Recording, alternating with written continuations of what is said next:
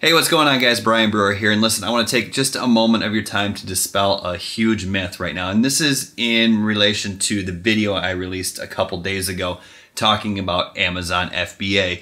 Now, Amazon FBA, selling on Amazon, is a great business for those people who are data-driven and the analytical types. If you're good at math, if you're good with numbers, you might want to think about getting into Amazon FBA because it's a numbers game. I'll go ahead and link to that video in the description below if you want to check it out. What I do is go over and I do a live product search using Jungle Scout software and show you how basically just use numbers and this software and you can find products that potentially sell up to $80,000 a month. And I do it live. I find a product that, while it's not 100% perfect, it's pretty good. It has the potential. All the metrics kind of fall in really close range with where you should be to find a potential product that's worth $80,000 a month. And the crazy thing is the #1 seller in that product was using the exact same image that the Alibaba supplier is using.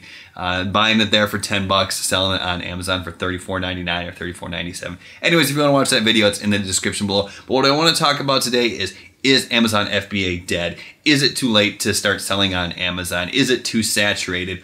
And first of all, no, absolutely not. And I want to tell you why, most importantly. And the reason I wanted to make this video is because I found, or I was reading an email just a few minutes ago. Like, I just literally saw this email and jumped on and said, I have to make this video. And it was from someone I follow on YouTube. His name is Miles Beckler. Great internet marketer, really gets into the nitty gritty. He's not the hype type guy.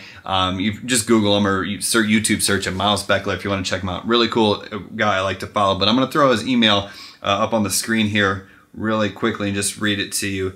And he says, you know, the title of this is, I can't go into that niche. There's already somebody doing that. And while he's talking about like becoming an internet marketer, or you'll see in a second what he's actually talking about, it applies to any business and applies to Amazon FBA as well. And it says one of the big fears choosing a niche or going into business is committing that there's already a dominant force in the space. This is definitely a huge mental block, but this is not an actual physical problem. He says, how do I know? And he says, well, I entered an incredibly saturated internet marketing niche and grew a channel to over 52,000 subscribers in under 2 years.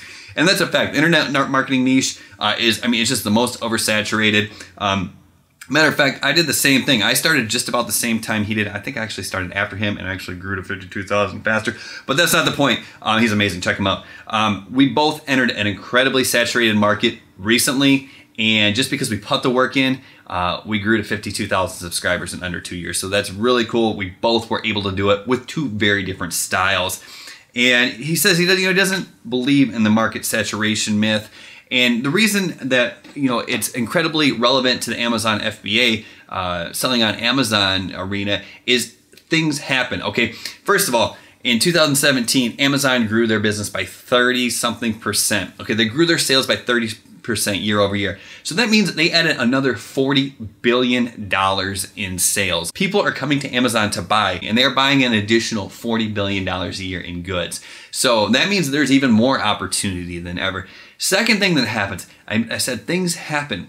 When people get in there and they start, Amazon's a numbers game. You gotta just follow the numbers. But people get greedy. This happens in business all the time. People overextend themselves. They can't order more supply when things start selling too quickly. They run themselves into the ground. So people fall out of Amazon FBA all the time simply because they get greedy. If you stick to the numbers, if you have patience, and if you see a $10,000 month, don't try to go to an $80,000 month the next month, and you'll be fine. So Amazon is a numbers game. Business happens. Sales are increasing. 2018, there's probably going to be an additional $40 billion in sales over last year as well. Who knows? The bottom line is those are mental blocks. They are not physical problems. And I've said this before in other instances as well. The fact of the matter is, if there weren't people there, then it wouldn't be a good opportunity. The fact that there is so much money to be had, the fact that you think everybody's flooding to Amazon FBA means there's money to be made there.